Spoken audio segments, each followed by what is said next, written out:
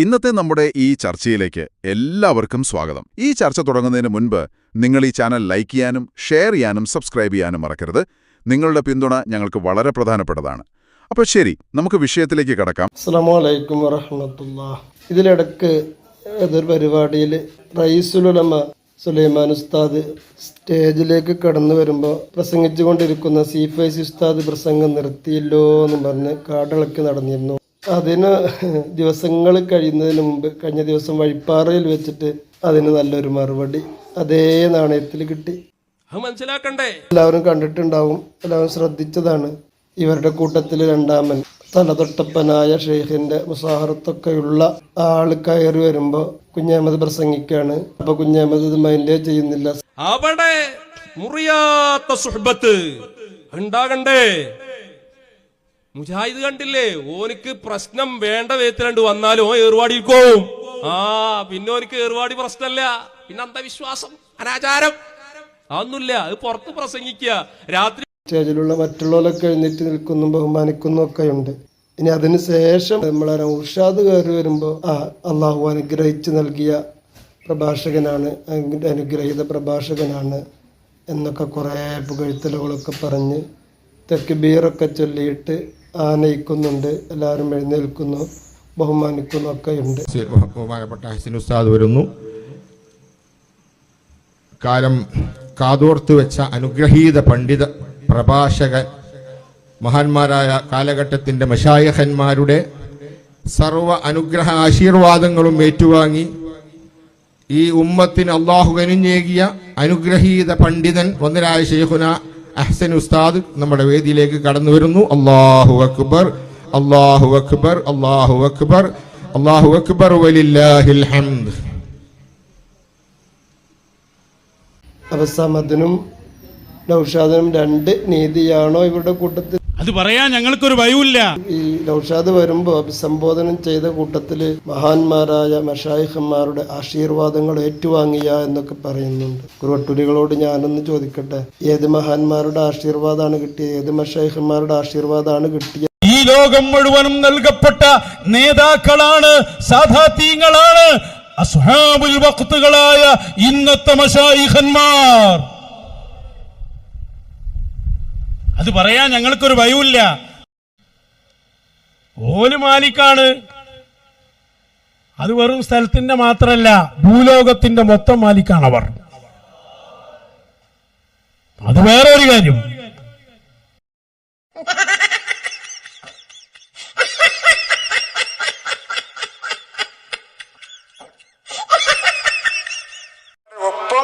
ഒപ്പല്ലാതാക്കി. എന്താ ഉറൂസിന്റെ ലൈറ്റിന്റെ ഡെക്കറേഷൻ ലക്ഷങ്ങളാണ് ചെലവ്. വലിയ ഉറൂസാണ് അവിടെ. അപ്പൊ ആ മഹാനവരുടെ കാലത്ത് ആര് വലിയ, ആ വലിയാണ് എന്ന് മഹാനവരുകളാ പറഞ്ഞത്. ആര് വലിയല്ല എന്ന് നമുക്ക് പഠിപ്പിച്ചെന്നു ശൈഖുന ശംസുൽ ഉലമയാണ്. വയനാട്ടിലൊരു ഔലിയ മഹാനായ കൽപ്പറ്റ സൂഫിയാജിന്റെ വീട്ടില് അവിടെ ഒരു പ്രോഗ്രാമിന് ശംസുൽ ഉലമ ചെന്നപ്പോൾ അവിടെ സൂഫിയാജി പറഞ്ഞു, ഇവിടെ ഒരു ഔലിയ ഇരിക്കുന്നുണ്ട് അപ്പുറത്തെ റൂമില്. എത്ര ദിവസമായി വന്നിട്ട്? ഒരാഴ്ചയായി. അവനെങ്ങോട്ട് വിളിക്കുമെന്ന് പറഞ്ഞു. അപ്പൊ തന്നെ സൂഫിയാജി വരക്കാൻ തുടങ്ങി. ഔലിയന് അവന്ന് വിളിക്കുക. ആരാ വിളിക്കുന്നത്? ശംസുൽ ഉലമ. മോനോട് ഇവിടെ വരാൻ പറയുന്നു. അവന് ശംസുൽ ഉലമ വിളിക്കുന്നുണ്ട് എന്ന് പറഞ്ഞപ്പോൾ പച്ചപ്പൊതുപ്പെട്ടിട്ട് ആ ഔലിയായി ചമഞ്ഞു നിൽക്കുന്ന വ്യക്തി മീനങ്ങാടി സുലൈമാൻ ഔലിയ എന്ന പേരിൽ അറിയപ്പെടുന്ന കള്ള ഔലിയയാണ്. ശൈഖുനായുടെ റൂമിലേക്ക് മീനങ്ങാടി സുലൈമാൻ വന്നപ്പോൾ ശൈഖുന ശംസുൽ ഉലമ ചോദിച്ചു. എന്താണ് ചോദ്യം? എടാ, നീ അസർ നിസ്കരിച്ചിട്ടുണ്ടോ? ഇവനാകെ വിറച്ച ശംസുൽ ഉലമയുടെ സിംഹഗർജനമാണ്. താടി വിറപ്പിച്ചുകൊണ്ടുള്ള ചോദ്യം കേട്ടപ്പോൾ സുലൈമാൻ ഔലിയ തളർന്നുപോയി. സൂഫിയാജിയോട് ശംസുൽ ഉലമ അടിച്ചിറക്കൂ അവനെ.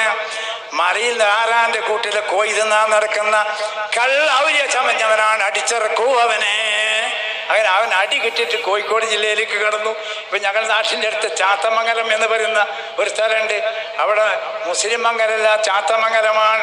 അവിടെയുള്ള ഒരു സ്ഥലത്ത് കൂടാരം കെട്ടിട്ട് അവിടെ ഇരിക്കുകയാണ്. അവിടെ ആരും അദ്ദേഹത്തിൻ്റെ അടുക്കിലേക്ക് വരുന്നില്ല. ഞാൻ രണ്ട് ചരിത്രം പറഞ്ഞത്, ആര് ഔലിയാണെന്ന് വലിയാണെന്ന് പഠിപ്പിച്ചു തന്നത് ശംസുൽ ഉലമയാണ്. ആര് വലിയല്ല എന്നും പഠിപ്പിച്ചു തന്നുകൊണ്ടാണ് മഹാനായ ശൈഖ്.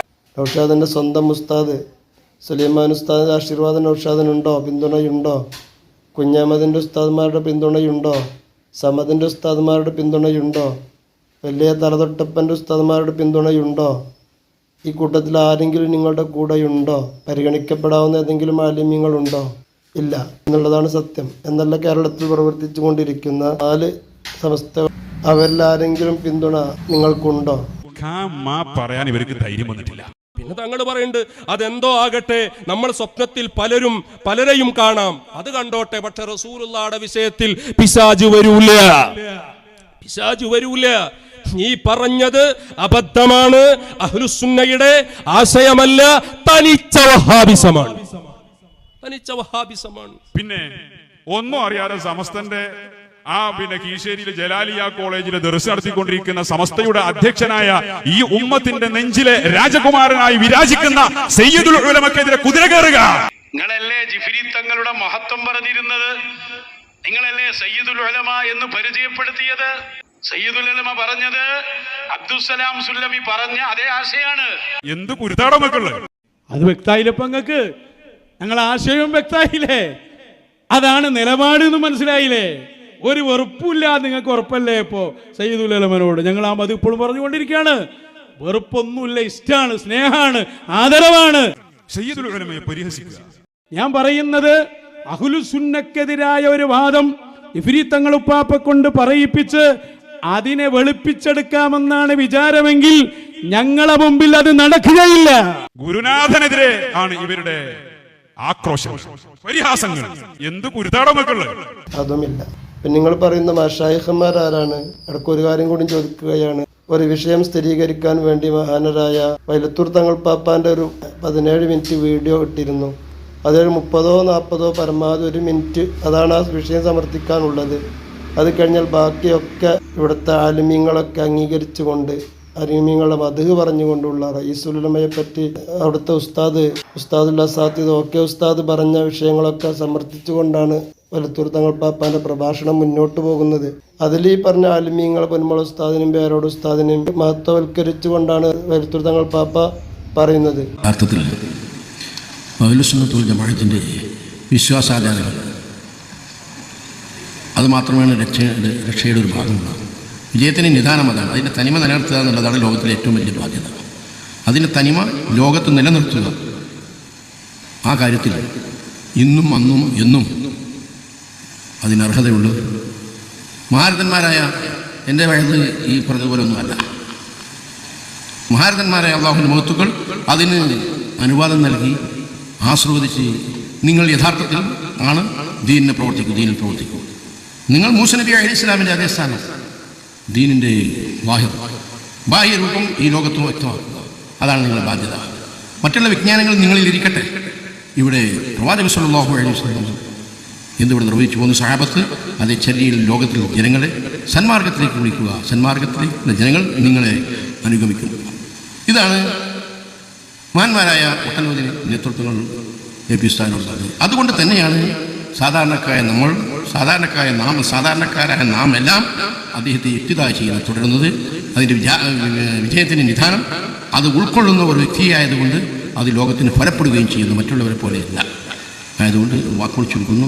തോനെ പ്രസംഗിക്കാൻ എനിക്ക് കഴിയുമെന്ന് നിങ്ങൾക്കറിയാം. ഇവിടെ അടുത്തിൻ്റെ ഒരു പ്രസംഗം നടന്നതാണ് കോട്ടപ്പുറം. അതോടുകൂടി ഒരുപാട് നാമങ്ങളുണ്ട്. ഏതുകൊണ്ടാണ് അഭിസംബോധന ഞാൻ നിൽക്കാൻ അറിയില്ല. മഹാനായ എ പി ഉസ്താദിനെ സർവാദരോടുകൂടി ക്ഷണിക്കുന്നു. അസ്സലാമു അലൈക്കും.